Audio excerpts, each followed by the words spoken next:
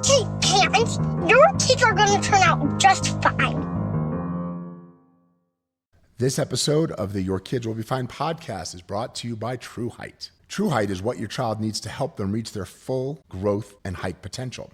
It is not a magic pill that will make your child grow beyond their genetic potential, but what it does do is that True Height addresses the areas that can limit growth potential, especially the areas of nutrition, sleep, and stress. I use and recommend True Height products in my own practice because the ingredients are clean. They are well researched. They're backed by clinical trials. Kids in my practice love it. It tastes great. Even the picky eaters like it. For more information, you can go to the podcast website, yourkidswillbefine.com, or go to True Height Vitamins, that's TruHeight, trueheightvitamins.com. Welcome to the Your Kids Will Be Fine podcast. I am Dr. Michael Malopsky, board-certified pediatrician, also parent of 7. Remember that you can follow the podcast on all of the platforms where you get podcasts. That's Apple Podcasts, Spotify, or any other podcast platform. You can also find us at yourkidswillbefine.com where all of the episodes are there. You can leave suggestions and ideas that you would like to for us to talk about here at Your Kid Will Be Fine. Your Kids Will Be Fine podcast is here to help parents sort through the unbelievable amount of information that we all get inundated with all the time and help us understand, hey, what's really important, and that maybe decrease our anxiety a bit about that we're really doing it really just fine. And so this week on the podcast, we are going to talk all about 3-year-olds. Why 3-year-olds this week? Well, I had the privilege of having my grandchildren visiting. My grandchildren are amazing. They are 3 little boys. They are 5 years old, 3 years old, and 1. And they come and they stay, and we love and look forward to their visits all the time. And we love visiting them. They live in Chicago, we live in Denver. And every time they come, I'm reminded anew of the challenges of hanging out with and parenting 3-year-olds. I've had a lot of 3-year-olds. We had 7 of them. But as time goes on, you tend to forget. And when I see 3-year-olds in the office, I see them all the time.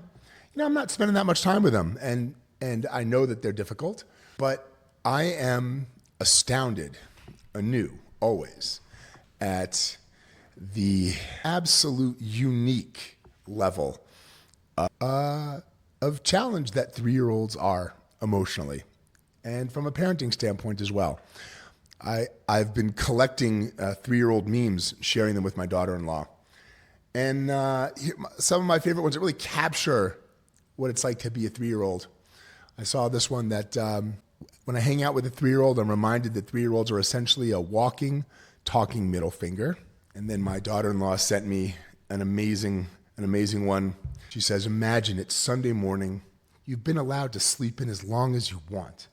You have no chores or responsibilities all day. There's fresh fallen snow on the ground. Your mom makes you fresh baked cinnamon rolls and serves you breakfast. But you're almost 3, so you are blind with rage. And that I think encompasses what it's like and the challenges of getting through the 3-year-old phase. Our favorite term for it was they're 3-nagers. Before I had kids, bought into the whole idea of the terrible twos. I was on the terrible twos train for a very long time, thinking that that was really it, until I had 3-year-olds. And then you realize that 3-year-olds are the whole problem, and it's not 2-year-olds. So let's talk about it. Why are 3-year-olds the way they are? Why are they blind with rage? Why are they uniquely challenging? Well, from a developmental standpoint, compared to a 2-year-old, 3-year-old has this amazing increase in verbal, expressive and receptive skills. They have a really, really clear understanding of even complicated ideas. They can have a conversation. They can tell a story. Their expressive skills, the way I describe the difference between 2-year-olds and 3-year-olds is that 2-year-olds are giving you sentences.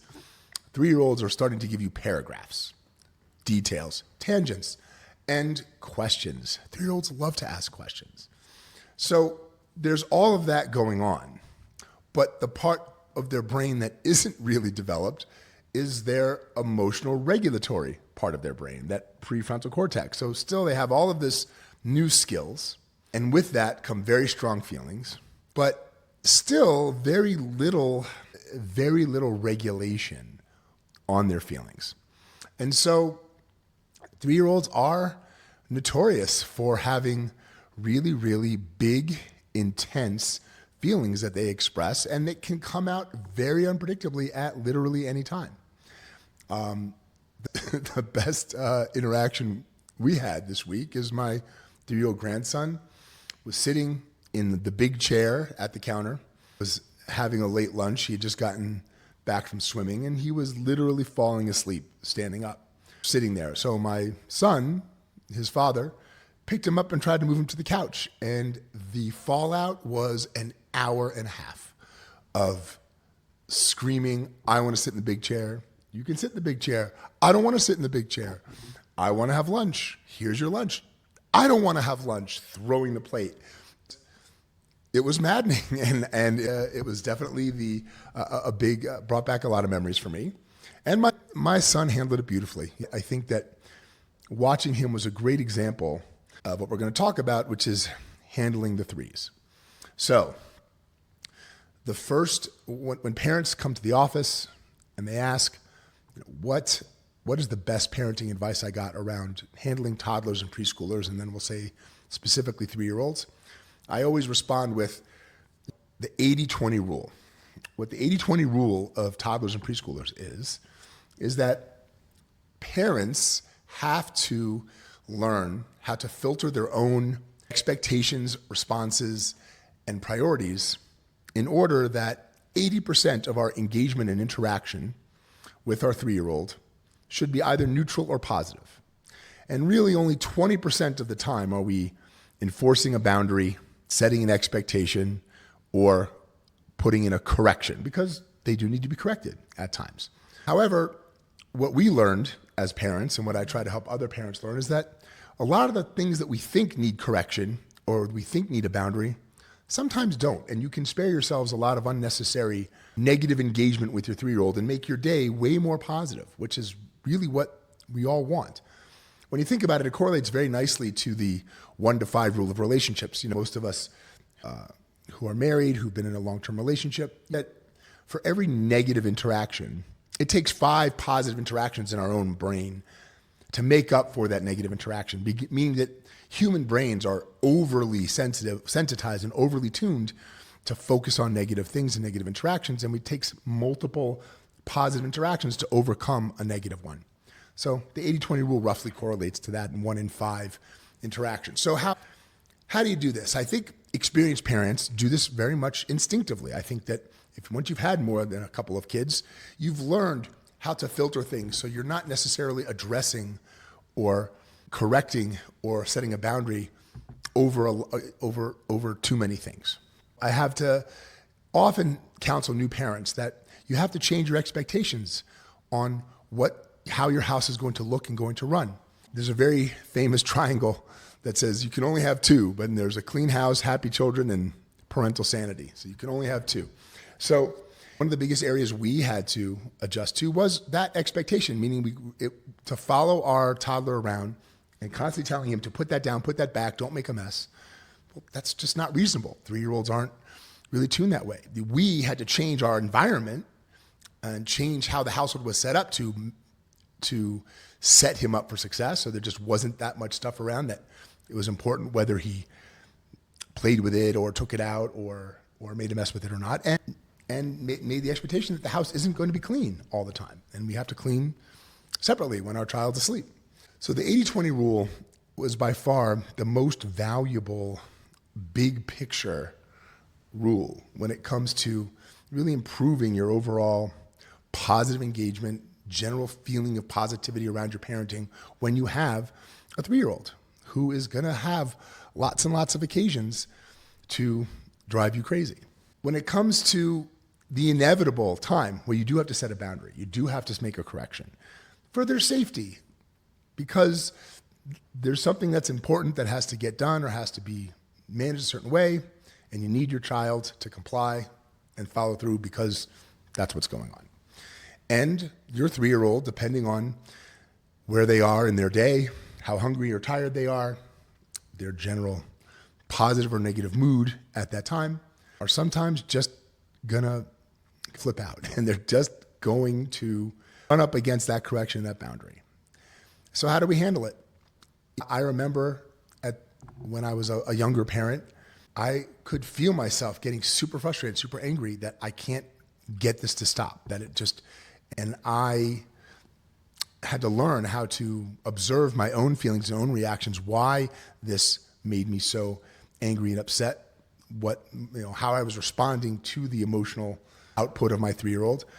And the onus was on me to change, not the 3-year-old. 3-year-olds are who they are. They're not going to change. The onus is on us as parents to recognize why certain things trigger us emotionally and have a stable, calm, clear response. The example that I just gave, the story about my 3-year-old grandson in the house, my son handled it beautifully. He didn't overly negotiate with him. He didn't keep offering things.